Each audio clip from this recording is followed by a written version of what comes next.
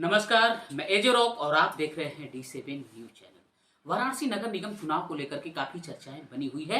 जगह जगह पे पोस्टरबाजी भी शुरू हो चुकी है और बाजारों में भी चर्चाएं चल रही है। इसी बीच हम मौजूद हैं वार्ड नंबर 17 सांदहा हिरामनपुर चुरावनपुर में, जहां हमारी मुलाकात सुधा रानी मिश्रा जी से होने जा रही है, जो कि अभी अभी इन्होंने भी पार्षद पद का जो है दावेदारी किया है। जी हाँ, तो आप लोगों को इस वीडियो के माध्यम से सारा डिटेल्स दिखाने वाला हूँ, एक्सप्लेन करने वाला हूँ कि इनकी जो है राजनीति करियर कहाँ से स्टार्ट होती है और ये जो है समाज सेवा के क्षेत्र में कब से कार्यरत हैं। तो आइए मिलते हैं सुधा रानी मिश्रा जी से। नमस्ते मैम। नमस्ते। क्या नाम आपका? सुधा रानी मिश्रा, जी। महिला मोर्चा जिला उपाध्यक्ष, जी जी। वाराणसी बीजेपी। आप हमें ये बताइए कि आपको ये चुनाव लड़ने की लालसा मन में कब से आई? चुनाव लड़ने की लालसा तो नहीं थी, लेकिन गांव में जो चुनाव होते हैं, मुखिया बन जाते हैं, पेपर में हर एक योजना का, हमारे प्रधानमंत्री जी की जितना भी योजनाएं चलती है पेपर पे ही दिखता है, लेकिन मौका पे जब घूमा जाता है तो हम लोग जब चुनाव प्रचार करने जाते थे तो हमारे सरकार इतना योजना दे रही है, जैसे आयुष्मान भारत, राशन कार्ड, शौचालय, विधवा पेंशन, विकलांग पेंशन, प्रधानमंत्री आवास योजना, उज्ज्वला गैस, तमाम योजनाएं सरकार के में चल, लेकिन मौका पर जो हम लोग जो महिलाएं बहनों से मिलती थी तो उनको मिला ही नहीं रहता था। वैसे ही उनका कच्चा घर, वैसे ही उनका, तो हम लोग पूछते थे कि सरकार हमारी इतना योजना दे, तुमको क्यों नहीं मिला? तो प्रधान नहीं देता है। अच्छा, हमें ये बताइए जी इससे पहले आपने कोई चुनाव लड़ा है?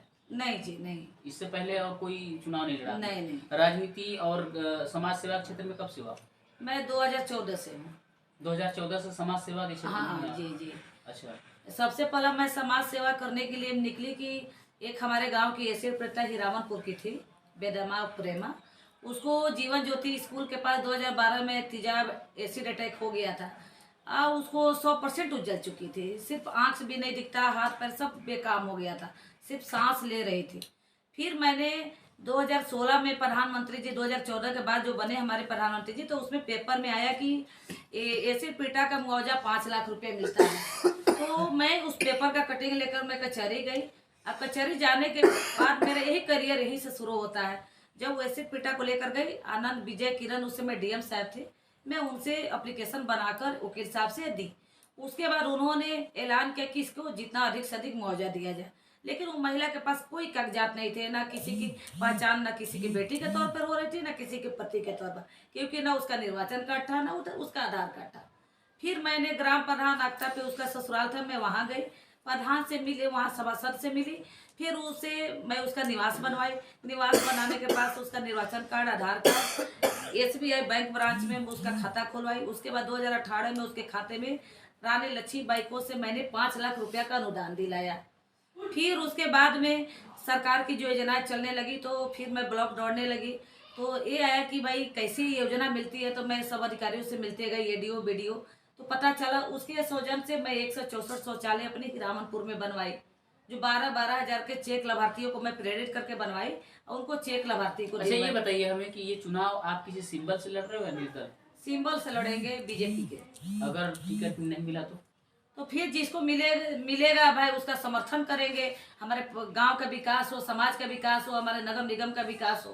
अच्छा, आपने ये कहा कि मैं जो है इतने लोगों को शौचालय जो है दिलवाई। उज्ज्वला गैस 250 लोगों को हाँ, दिलवाई। तो आपने ये कहा अभी थोड़ी देर पहले, तो जी। जो वहाँ के कार्यरत थे, जो प्रधान थे, जी। उनका क्या दायित्व था? उनका दायित्व बस था कि सर कागज पे फॉर्मेलिटी पूरा कर लेना था, लेकिन मौका पर कुछ नहीं देना था, सरकार के पैसा उतारना था और अपना बस पेट भरना था, अपना जेब भरना था, अपना मकान, अपना महल, अपना लाम, यही पर। अच्छा, जब सरकार का पैसा वो ऑलरेडी ले लेते थे तो फिर जी। आपको फंड किधर से आता?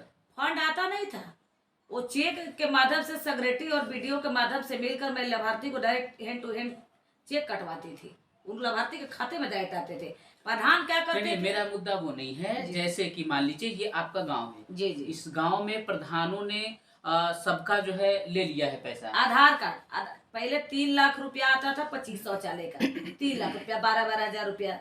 तो प्रधान क्या करते थे कि पैसा रख के खाते में, और सेक्रेटरी और प्रधान दोनों अपना पैसा बढ़ाते थे, और जब वो पैसा बढ़ जाता था तो उससे ब्याज से दोनों अपना बंटवारा करते थे। फिर उसके बाद जब हम ब्लॉक गई तो पता चला कि शौचालय आपके गांव में 6 महीना पूर्व आ चुका है, ये गांव में मिल क्यों नहीं रहा। तो अब मैंने लाभार्थी महिलाओं को लेकर 10-20 महिलाएं को लेकर मैं गई ब्लॉक पे। तो एडीओ पंचायत उस समय रविंदर सिंह थे, मैं उनसे मिली। फिर उन्होंने सेक्रेटरी को डांटा कि जब फंड आ गई है गांव में शौचालय तुमने क्यों नहीं बनवा रहे हो। मैंने सर्वे कराया था, 5 से 4 घर शौचालय विहीन थे। तो मैं प्रेरित करने लगी तो प्रधान क्या करते थे कि 2,000 रुपया दे दिए और बोलते थे कि जाओ काम लगाओ, गड्ढा खोदवाओ। गड्ढा खोदवा लिया लाभार्थी, ना उसको गमला, ना सीमेंट, ना बालू, ना ईटा, कोई मटेरियल ही नहीं दी जाता था। फिर मैं प्रधान क्या करते थे, आधार कार्ड लेके लगा दिए भाई, वो अपना उनका तो फंड डायरेक्ट आएगा। लेकिन मैं जब वीडियो से बात, हमें स्वच्छाग्रही बनाया गया था कि गांव में जो क्रेडिट करके जो खेत में जाएगा लैट्रिन करने, उसको आपको रोकना है और सुबह शाम फॉलोअप करना है। तो मैं 20-25 महिलाएं की टोली बना के सीटी मरवा के फॉलोअप करती थी कि बाहर लैट्रिन करने मत जाओ, नहीं तो जाओगे तो बीमारी फैलेगा। वही भगवान पे तुम लोग जल चढ़ाते, वही पे मक्खी बैठी है, एक मक्खी के पैर में 20 मिली टट्टी रहती है, वही टट्टी भगवान को जल चढ़ाते हो, भगवान खुश नहीं होते। तुम 10,000 रुपया के मोबाइल खरीद लेते हो, घर में शौचालय क्यों नहीं बनाते। अपने मान सम्मान के लिए बाजा बैंड सब ले जाते हो कि हमारी बहू आएगी सुबह। नहीं, भारत सरकार द्वारा जब मिल रहा है जी, तो वो फिर अपने घर से क्यों बनवाए, जबकि नहीं नहीं, मोदी जी का कहना था लाभार्थी कि जैसे स्वच्छाग्रही बनने के नाते ये हुआ कि लाभार्थी को स्वयं उस चीज का लाभ मिले। 12,000 का चेक मटेरियल अगर उधार ले लिया दुकान से, उसको मैं स्वयं चेक अधिकारी से कटवाती थी, उसको खाते में जाता था, खाते में गया था भाई, उसका काम हुआ, अपना मजदूरी। अच्छा, हमें ये बताइए कि एक शौचालय बनाने के लिए 12,000 रुपये इनफ है क्या? मतलब 12,000 रुपये में बन जाएंगे शौचालय? 12,000 में तो बनते नहीं है, लेकिन उसमें उसका मानक है। जैसे 4-4 फीट का जो गड्ढे होते हैं, 2 होते हैं, तो उस मानक के हिसाब से बन जाते हैं। इसमें कितना चीज लगते हैं, 8.5 से ईटा लगते हैं, 14 बोरा बालू लगते हैं, 4 बोरा सीमेंट लगते हैं, 3 सेट हो गया, गमला हो गया, दरवाजा हो गया। ये पूरा अगर मटेरियल जोड़ा जाए तो उस समय थोड़ा, अब महंगाई सीमेंट बालू की बढ़ गई है, लेकिन उस समय थोड़ा कम था। 2000 मानिए 18-19 में योजना बना है, 20 के बाद तो कोरोना काल लग गया था। तो उस समय इतना में पर्याप्त बन जाते थे, 4-4 फीट के मजदूरी लेबर का लेकर के सब हो जाता था, जी 12,000 जी बन जी जाता था। जी। तो ये बताइए कि जब 12,000 में शौचालय बन जा रहा है, मजदूरी का कारीगर का मजदूरी लेकर के, तो वो शौचालय कैसा होगा? उसमें शौचालय का ये शौच है कि करने जो जैसा होगा? नहीं नहीं बिल्कुल है, लेकिन क्या है कि जो 4-4 फीट का जो मानक है, उसमें जो जो जो पाइप लगी रहती है, जो पाइपलाइन है, तो क्या होता है कि मलबा को सुखाता है। वो मलबा निकाल के आप उसको खाद यूरिया के भी काम आ जाता है। जो हम लोग बड़े गड्ढे करते हैं, वो बड़ा गड्ढे में क्या होता है, कीड़ा मकोड़े सब बन जाते हैं, तो वो जल्दी भरने का चांसेस होता है। लेकिन जो 4 फीट का जो मानक के हिसाब से अभी तक बहुत जगह 14 साल 10 साल से जो बड़ा है, अगर एक भर गया है तो दूसरा में वो पानी अलर्ट होने लगा है, मलबा जो है। तो वो जब मलबा जब फुल हो जाता है तो 10-15 साल अगर 4-5 परिवार अगर कर रहे हैं तो 10-15 साल वो पर्याप्त चल सकता है। लेकिन कुछ ग्रामीण जनता का ये भी कहना था कि 12,000 रुपये पे पूरा नहीं मिल पाता था, उसमें प्रधान जो है कमीशन ले लेता था। ऐसी अब भाई, अब ऐसी, अब प्रधान अब लेता था। अब मैंने तो भाई प्रधान को देखा नहीं है लेते हुए, लेकिन अगर लाभार्थी करे तो जरूर लेता था। और वो बोलते हैं कि सेक्रेटरी भी कमीशन लेता है उसमें। नहीं नहीं, सेक्रेटरी नहीं लेते हैं, सेक्रेटरी वीडियो ही बदनाम किया जाता है। नहीं, सेक्रेटरी तो लेते हैं, क्योंकि सेक्रेटरी की हमारी एक सेक्रेटरी से बात हुई थी। इसी तरह हम जो है गांव में गए थे, सर्वे कर रहे थे, इसी बातचीत होने लगा। जनता जो आवाज़ उठाई कि ऐसा ऐसा होता है। मैंने प्रधान से बात किया, उन्हें स्वीकार किया। उसके बाद मैंने कहा सेक्रेटरी का नंबर, तो सेक्रेटरी से बात किया, उसने भी स्वीकार किया। मैंने क्लास लिया दोनों लोगों का। तो उसी में क्या होता था ना सर की, जो 12,000 के जो उन्होंने लाभार्थी से जो पैसा आधार कार्ड ले लेते थे, या बोलते थे कि अब इसका नाम से लग गया कि शौचालय बन गया, लेकिन उसका तो बनता ही नहीं था शौचालय। वैसा ही आधा अधूरा ही, कई लोग के गड्ढा पत भी गया था रामनपुर का। इसी वजह से उनको वो 14 से 8 से ईटा के जगह पे 2 से ईटा दिया जाता, उतना में तो लैट्रिन शौचालय थोड़े बनती है। तो वही ये बात सब तो है। धांधली हुआ ही है प्रधानी राज में, जी। बहुत ज्यादा हुआ है। तो आखिर इसका जिम्मेदार कौन है? इसका जब जिम्मेदार मुखिया है। मुखिया स्वयं जिम्मेदार है? मुखिया, क्योंकि हमारी तो सरकार तो देखने आती नहीं। मुखिया तो कहता है कि हम क्या करें, आगे से लोग लेते हैं कमीशन, वीडियो लेता है, सेक्रेटरी लेता है, तो मैं क्या करूं? तो वो ना दे, वो आवाज उठाए। वीडियो कम क्यों देंगे हम? पुलिस को घूस रिश्वत क्यों देंगे? पुलिस हमारी ड्यूटी करने के लिए बने, वो हमारा नौकर है। उसको पैसा घूस, अब हम लोग जब घूस देंगे तो वो लेबे करेगा।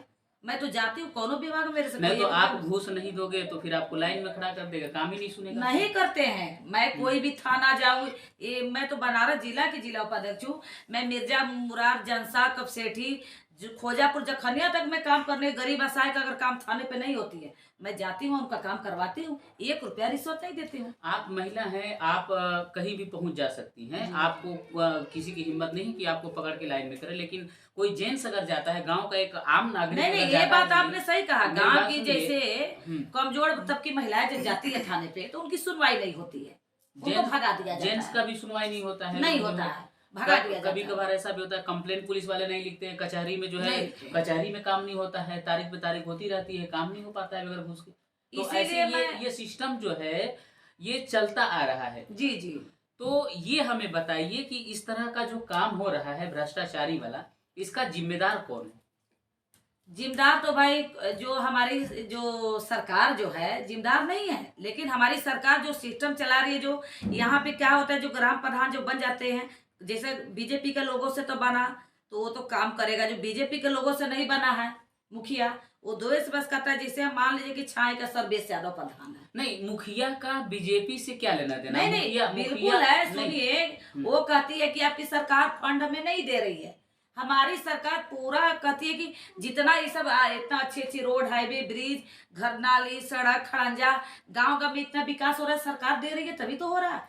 ये तो पहले से होता आ रहा है, शौचालय तो पहले से बनता आ रहा है, राशन पहले से मिलता आ रहा है। नहीं नहीं, पहले क्या था कि 10 किलो 2 महीने पे गेहूं मिलती थी हमारे अखिलेश जी के सरकार में। अब हमारी सरकार भरपूर मात्रा में, मतलब कोई गरीब के घर ऐसा छूटा ना हो कि जिसके घर में महीने में 2 बार राशन दे रही है, और सब कोई तो भरा। 2 बार तो ये कोरोना काल से स्टार्ट हुआ है, इससे जी पहले जी, नहीं था। इसके पहले ये था कि एक परिवार को अगर 5 किलो राशन मिलता था, 5 परिवार अगर हो गया तो 25 किलो राशन तो मिलता ही था।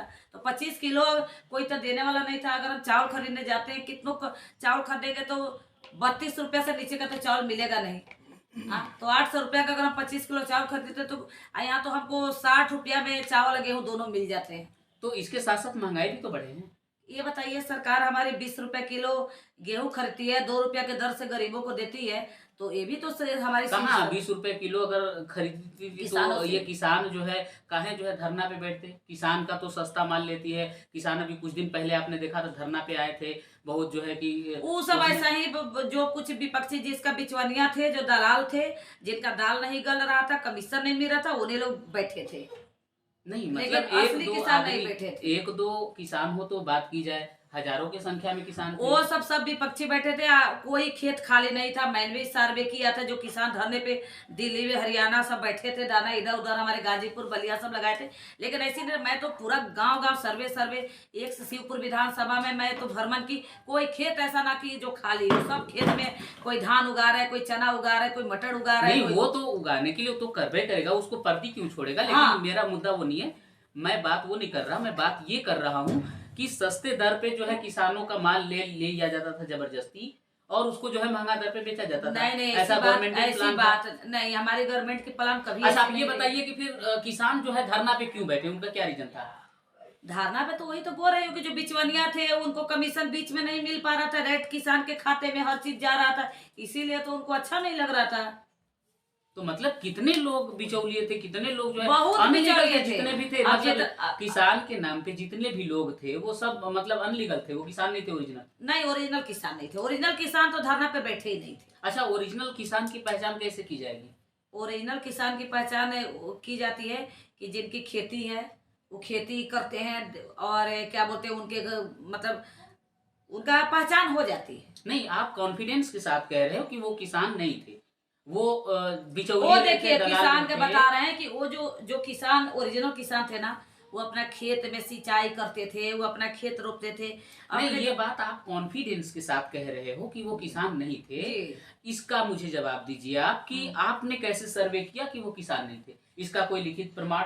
लिखित तो प्रमाण नहीं है, लेकिन मैंने सर्वे भी किया कि भाई किसान भाई, तो मैंने तो देखा कि भाई खेती में, जैसे मैंने उधर बरथरा कला, कोदोपुर, उधर खेती बाड़ी होती है, तो उधर के असली किसान लोग, उधर के खेती बाड़ी उन लोग का है, तो मैं जाके देखी भाई। नहीं तो कहीं एक गांव का किसान आपको अगर दिख गया तो इसका मतलब ये तो नहीं नहीं, मतलब किसान पूरी का मीडिया जो किसान का एक मुद्दा था भाई साहब कि जो सांड जो थे, जो सांड छोड़ते थे, उसका एक मुद्दा था कि भाई खेत में आते हैं, चर जाते हैं।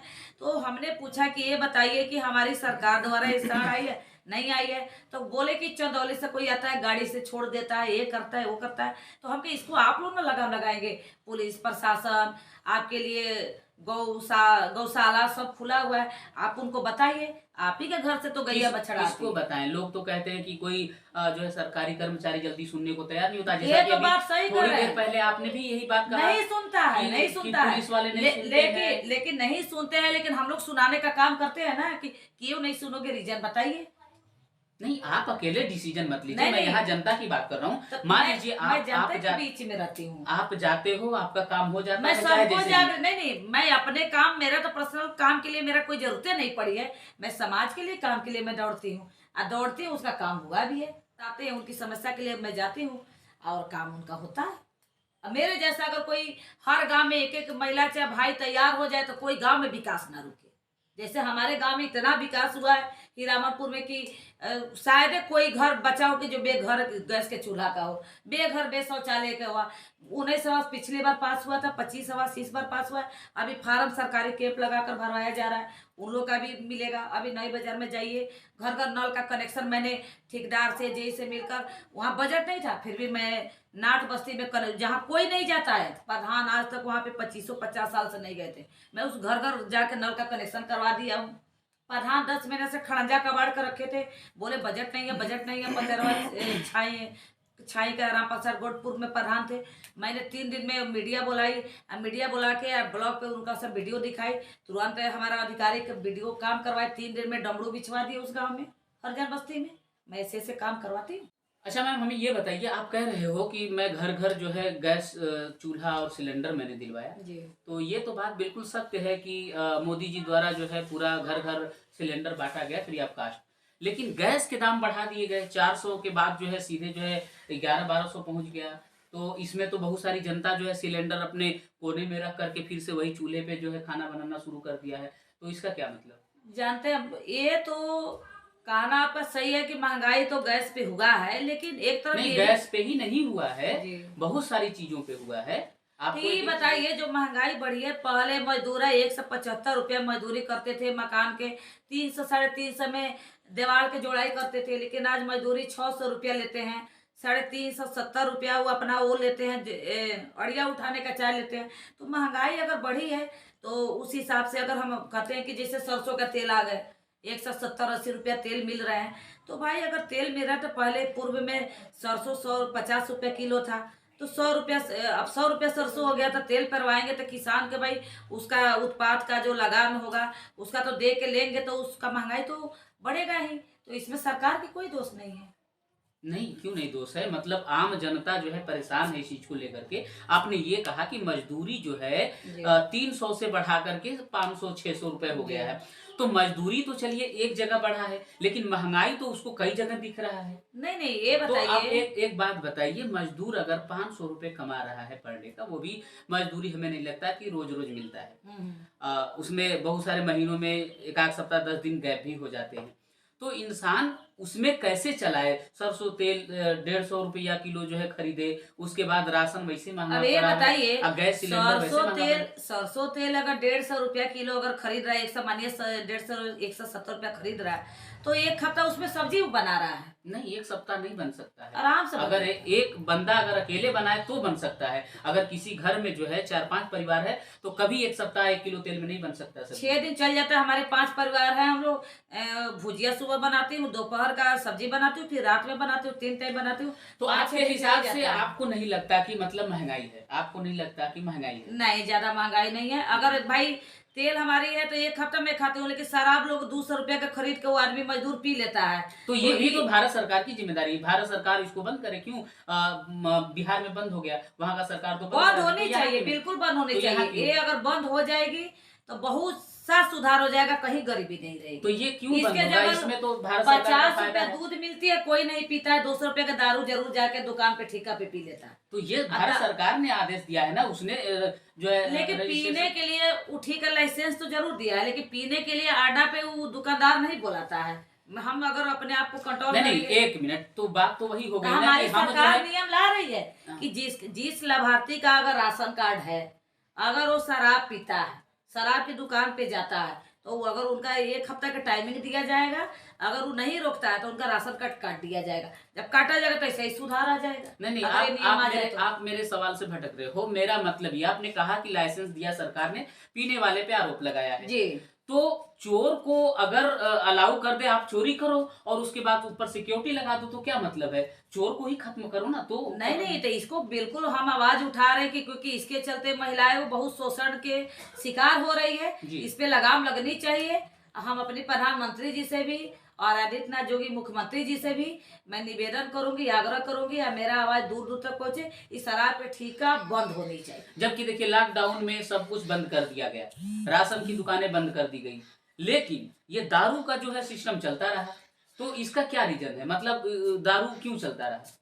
दारू चलना नहीं चाहिए। चुप्पे चोरी दुकानदार लोग खोल खोल के बेच रहे थे, ऐसे तो नहीं, खुलेआम बिक रहा था। जब लोग राशन, लाइन लगा रहे थे, 1-1 किलोमीटर तक लाइन लगी है, हमने देखा है। यही बनारस की बात करूं, आपके गोलगड्डा पे। हम लोग तो देखते थे सब्जी के दुकान, दूध की दुकान सब बंद हो जाते थे, तो दारू के दुकान तो अब मेरे संज्ञान में तो नहीं है कि दारू के बारे में मैं नहीं बता सकती, लेकिन हमेशा जो खुला रहती है आम दिन में, ये बंद होनी। अच्छा मैम, हमें ये बताइए, अभी तक तो यहाँ प्रधानी का चुनाव होता था, एक गांव का एक मुखिया होता था, जी मालिक। जी अब ये नगर निगम में ले लिया गया है, इसका क्षेत्रफल भी बढ़ गया है। जी जी, तो आबादी बढ़ आपको गई। क्या लगता है कि पहले की अपेक्षा अब जो है विकास बेहतर होगा? अगर अच्छे प्रत्याशी होंगे बेहतर, एक गांव क्या, मैं तो अगर मेरे को बना दिया जाए तो मैं 10-15 गांव की जिम्मेदारी रखती हूँ कि मैं विकास करके दिखाऊंगी। नहीं, कहने को तो सभी यही कहते हैं, जब नहीं भी नहीं, चुनाव, नहीं मेरी कहते बात हैं सुनिए, जरूर। मेरी बात सुनिए, जब चुनाव आता है तो सभी यही कहते हैं कि एक बार हमको वोट दे करके देखिए, आप मेरे ऊपर भरोसा, न जाने क्या क्या रस्में हाँ कस्में, हाँ बहुत हाँ, सारी चीजें होती बहुत है, सारे लेकिन वादा करते हैं जीत जाने के लेकिन बाद जानते हैं वो लोग करते हैं जो 500-500 रुपया उनको देते हैं, साड़ी देते हैं, दारू का बोतल देते हैं। वही लाभार्थी जो उनको वोटिंग करते हैं, फिर 5 साल जब वो बन जाते हैं तो फिर वो जब पैसा जो खर्चा किए रहते हैं तो गांव का विकास क्या करेंगे? वो भाई खुदे खरीद के किए हैं। तो क्यों करते हैं खर्च? हाँ? क्यों करते हैं चुनाव? उनको वो अपना वो गांव का विकास नहीं करना है, उनको अपना धन कमाना है, नहीं अपना नहीं, अर्जित तो करना है। कहने का मतलब मेरा कि ऐसा क्यों करते हैं? ये कोई बिजनेस तो है नहीं, ये तो समाज सेवा है। वो जो भी समाज सेवा का ढोंग सिर्फ करते हैं जो ऐसे प्रत्याशी होते हैं। मेरे पास देखिए 1 रुपया नहीं है, लेकिन मैं गांव का एक रुपया मैं किसी को देने वाली नहीं हूँ, लेकिन मैं काम करके दिखाऊंगी। सरकार से जो कोटा आएगा मैं कोटे से सारा काम करके दिखाऊंगी। आपके ऊपर जनता कैसे भरोसा करेगी? हाँ, जनता कैसे भरोसा करेगी? अब इतना तो भरोसा, अब ज्यादा जनता पे तो नहीं, लेकिन 100 में 80% जनता पे मेरे को भरोसा है कि कहते हैं कि भाई मैडम जी, बहुत लोग आता है वादा करता है, लेकिन आप तो सालों भर हम लोग के बीच दिखती हैं और आप कुछ काम भी कराई हैं बे पावर के।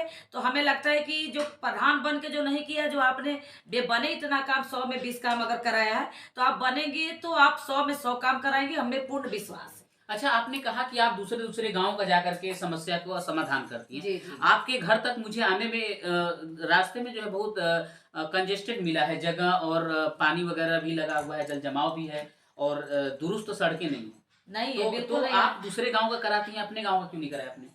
अब देखिए यहाँ क्या है कि पहले ग्रामीण में था, तो ग्रामीण में था तो मैंने अपने विधायकों से ब्लॉक पे सब जगह इसका एप्लीकेशन मैंने डाला, सब कोई बोला हो जाएगा हो जाएगा, लेकिन हुआ नहीं। नहीं नहीं, तो बस वही मैं जानना चाहता हूँ कि आप दूसरे गांव का समस्या हल कर रही हैं, तो आपके गांव का क्यों नहीं हो पाया? हमारे गांव में हमारा प्रधान जो था हमारा बात नहीं सुनता था, दूसरे गांव के डर सुनता है कि महिला मोर्चा के लीडर है, भाई नहीं करेगी तो महिला मोर्चा वो कर देगी। मैं गांव के तो ज्यादा तो अधिकार आपका अपने गांव पे होना चाहिए।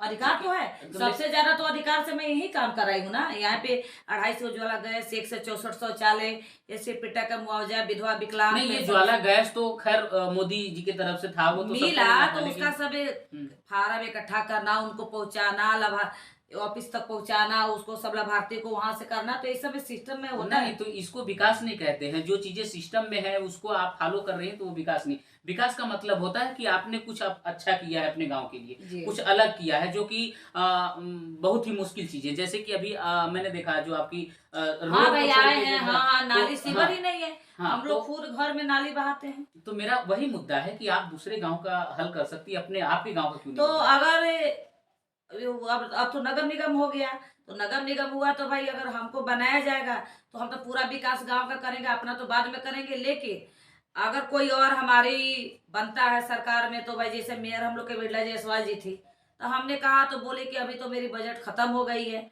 अब नगर तो निगम। ये जो समस्या है पानी का जो जी। आपके यहाँ, तो ये जब से नगर निगम में ये आया तभी से है या बहुत उसके पहले से है, तो फिर मेरे पहले 16 से साल शादी पहले का से हो क्यों गया। नहीं हुआ तब? हाँ, पहले से क्यों नहीं हुआ? पहले से अधिकारी लोग नहीं सुने, कहे कि मैडम कितना बजट आएगा, बजट आएगा तो करेंगे, तब तक 5 साल निकल तो गए। देखिए, दो तरह की बातें हो गई आपकी। एक तो आप दूसरे गांव में विकास कर रहे हो और आपके अपने गांव में सुनी नहीं जा रही है, आपके गांव में विकास नहीं हो रहा है। तो ये दोनों बातें आपकी तरफ से हैं।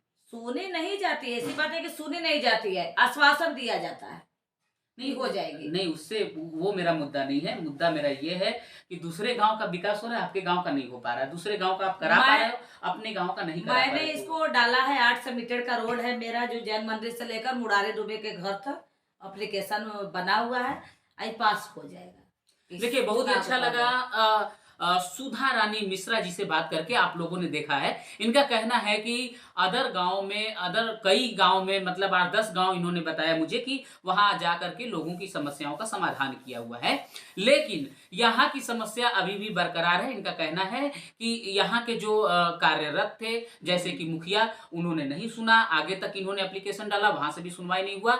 तो उम्मीद क्या किया जा सकता है, आप लोग गेस कर सकते हैं। तो चलते